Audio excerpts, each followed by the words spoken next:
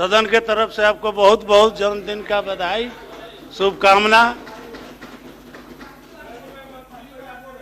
सुनिए इत्मीनान से, पहला भाषण है, नया नया जीत कर आए।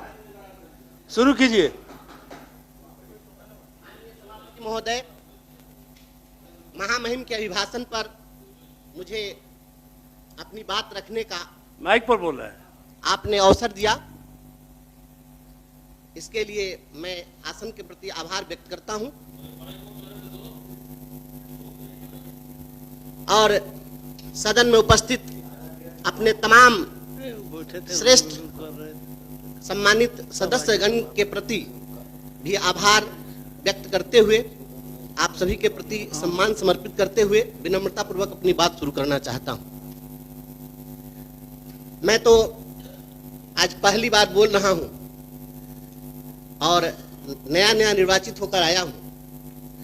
यहाँ हमारे सत्ता पक्ष और विपक्ष के हमारे सम्मानित नेतागण बैठे हैं, सभी सदस्यगण अपनी अपनी बात रख रहे हैं। तब मुझे दुष्यंत की पंक्तियां याद आती हैं जिसमें उन्होंने कहा कि रहनुमाओं की अदाओं पर फिदा है दुनिया, इस बहकती हुई दुनिया को संभालो यारो।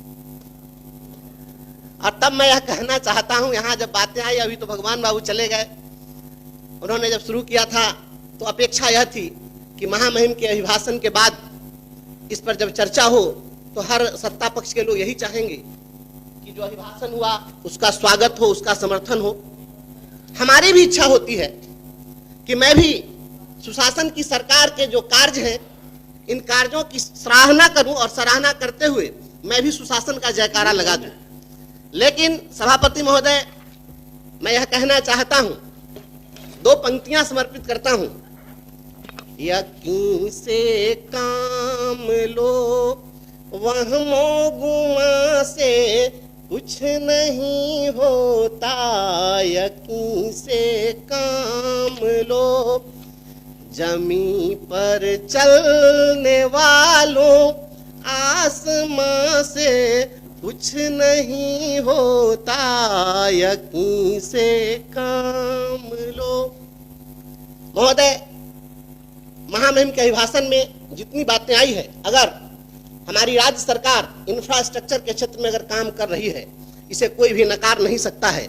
लेकिन जब मैं देखता हूं कि जब नई बिल्डिंग बन रही होती है और नई बनती हुई इमारतों की दीवारों में अगर दरार है, तो फिर मैं कैसे कह दूं यह सुशासन की सरकार है। जब शिक्षकों की यहां पर बात आती है, हमारे माननीय संजय बाबू, हमारे सभी श्रेष्ठ माननीय सदस्यगण जब बोल रहे थे शिक्षकों की समस्याओं पर, बात आती है नियोजित शिक्षकों की। हमारे सत्तारूढ़ दल में आज भारतीय जनता पार्टी के लोग शामिल हैं, यहाँ बैठे हैं। यही लोग नियोजित शिक्षकों के लिए धरना प्रदर्शन कर रहे थे और इनके ऊपर बर्बरता पूर्वक लाठियां चली थी, और लाठियां चली और शिक्षकों के ऊपर भी कार्रवाई हुई, दंडात्मक कार्रवाई हुई। हमें अपेक्षा थी कि इस अभिभाषण में शिक्षकों की जो समस्याएं थी उसमें एक प्रमुख समस्या थी कि अभी वर्तमान वाले जो एसीएस हैं, इनके ठीक पहले वाले जो एसीएस थे, उनके समय में धरना प्रदर्शन करने वाले शिक्षकों के का वेतन हजारों शिक्षकों का काटा गया, उन पर कार्रवाई हुई। इसके संबंध में भी कुछ चर्चा उस पर होगी, क्योंकि मैं समझ रहा था कि और कोई कुछ कहे न कहे, भारतीय जनता पार्टी के लोग तो शिक्षकों के हित ऐसे हैं, क्योंकि इतनी लाठी कोई नहीं खाए आज तक के इतिहास में। लेकिन जब मैं देखता हूँ बात यहाँ पर चली है, विपक्ष के लोगों ने यहाँ पर जब बात उठाई कि अंबेडकर साहब ने संविधान दिया, अधिकार दिया, तो यहाँ बात हुई क्यों हम उन अधिकारों की रक्षा कर रहे हैं। तो धरना प्रदर्शन तो संवैधानिक अधिकार था महोदय, और शिक्षकों ने जब धरना प्रदर्शन किया तो उसके ऊपर जब प्रहार हुआ, तब मुझे लगता है कि सुशासन की सरकार है और संवैधानिक अधिकारों पर हो रहा प्रहार है, तो मैं कैसे कह दूं सुशासन की सरकार।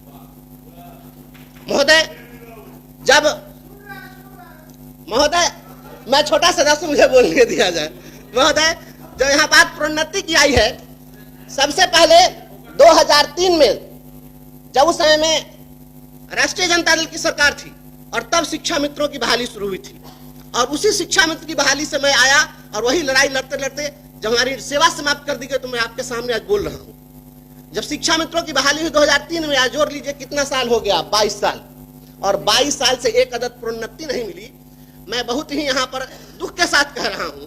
इसके लिए हाईकोर्ट में हम लोगों ने लड़ाई लड़ी कि इनको प्रमोशन दिया जाए, और हाईकोर्ट ने पक्ष में फैसला दिया। डिपार्टमेंट ने जाकर और पक्ष में कहा कि हम इनको प्रमोशन देंगे, नहीं दिया समय सीमा के अंदर, फिर हम कंटेम्प्ट में गए। कंटेम्प्ट में जाकर कहा 2019 में प्राइमरी डायरेक्टर वहां पर उपस्थित हुए और तब वहां पर उन्होंने कहा कि हम 3-3.5 महीने में दे देंगे।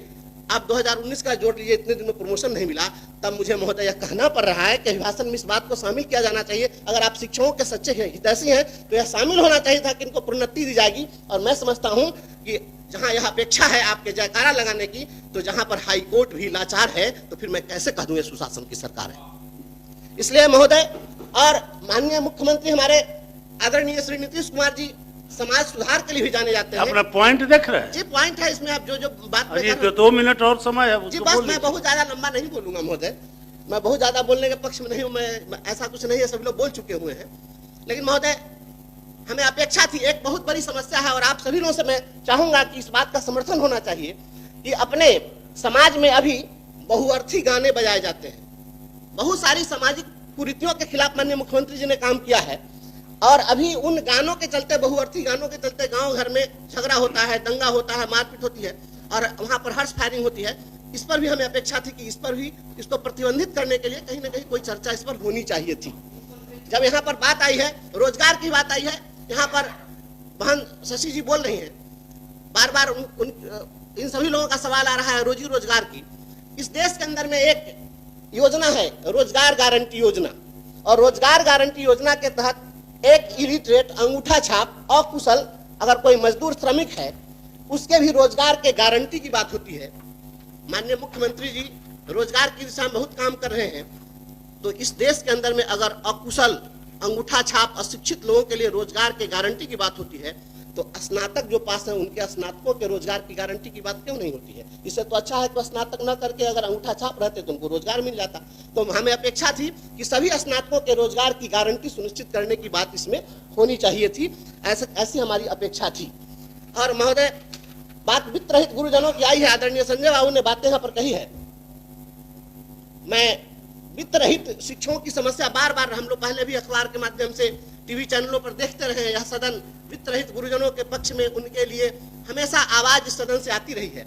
लेकिन 2016 के बाद अगर उनको अभी तक अनुदान नहीं मिला, जो सरकार स्वयं वादा की थी, खुद यह नियम बना करके, अधिसूचना जारी करके और तय किया था कि हम इन्हें अनुदान देंगे, तो आखिर उस अनुदान की भी राशि नहीं दी गई। तो हम फिर बाद में हम लोग बात करेंगे वेतनमान की, तो वह मैं समझता हूं कि हम लोग की अपेक्षा थी कि इसमें इसकी चर्चा होती। आउटसोर्सिंग कर्मियों की बात हुई है, कितना बड़ा शोषण हो रहा है इस राज्य के अंदर।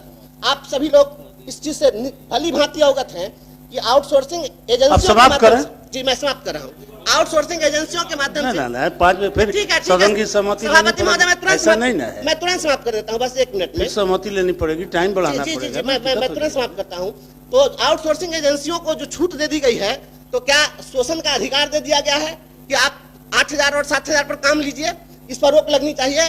और मैं इस शब्द के साथ बात समाप्त करता हूं कि जब तक रोटी के प्रश्नों पर धरा रहेगा भारी पत्थर, बातें नहीं बनाना तुम मेरी गली में खुशी खोजने कभी अगर जो आना। इसको भी जुड़वाना चाहते हैं, इसको भी। बहुत धन्यवाद। राज्यपाल के यहाँ ये भी पहुंचाना चाहते हैं। मैं भावना व्यक्त किया, आपने समय दिया, समाप्त करें। Thank you.